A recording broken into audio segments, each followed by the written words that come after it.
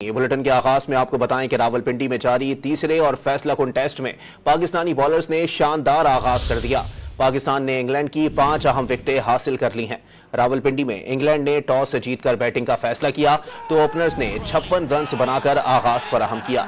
Jack Crawley 29 run बनाकर नुमान अली का शिकार बने तो साजिद खान ने ऑली पॉप को पवेलियन की राह दिखाई। जो रूट भी 5 रन बनाकर साजिद खान की गेंद पर आउट हुए। बेन टकेट निस्फ सेंचुरी बनाने के बाद नुमान अली की गेंद पर एलबीडब्ल्यू हो गए। हैरी ब्रोक भी सिर्फ 5 रन ही बना सके। साजिद खान और नुमान अली ने मुसलसल 30 ओवर्स कराए। खाने के वक्फे तक इंग्लैंड ने 5 विकेटों पर 110 रन बनाए। बेन स्टोक्स और जेमी स्मिथ विकेट पर मौजूद हैं। साजिद खान ने 3 और नुमान अली ने 2 विकेटें ली हैं।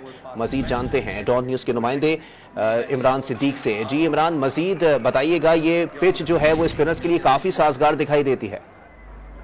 हाँ जी बिल्कुल। आज जब बेन स्टोक्स ने टॉस जीता और पहले बैटिंग का उन्होंने फैसला किया तो लग यूं रहा था कि पहले दूसरे दिन में शायद विकेट स्पिन ना हो और इंग्लैंड बड़ा स्कोर बनाने में कामयाब हो जाए और पाकिस्तान को तो चौथी इनिंग्स क्योंकि पाकिस्तान ने खेलनी है तो मुश्किलात का शिकार हो सकता है। इंग्लैंड के ओपनर्स ने बेन टकेट और जैक क्रोली ने 56 रन का आगाज दिया इंग्लैंड को, लेकिन उसके बाद पाकिस्तानी बॉलर्स ने जबरदस्त बॉलिंग की, कमबैक किया मैच में और अगले 45 रन पर पाकिस्तान ने उनके 5 खिलाड़ियों को आउट किया। यहाँ पर कैप्टन शान मसूद को भी क्रेडिट देना पड़ेगा कि इंग्लैंड के अच्छे आगाज के बावजूद वो अपने स्पिनर्स पर डटे रहे और नुमान अली और साजिद खान ने फिर उनको डिलीवर करके दिया और 5 विकेटें जो है वो हासिल की। 3 विकेटें अभी तक साजिद खान हासिल कर चुके हैं, 2 विकेटें जो है वो नुमान अली ने हासिल की हैं और मुसलसल 30 ओवर्स कराए हैं।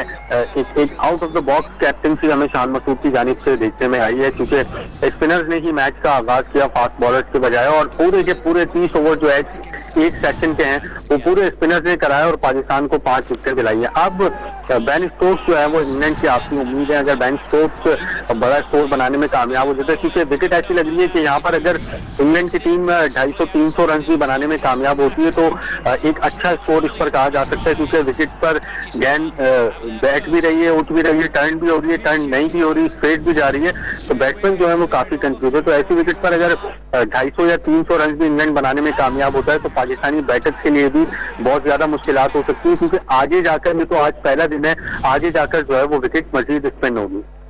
बहुत शुक्रिया इमरान।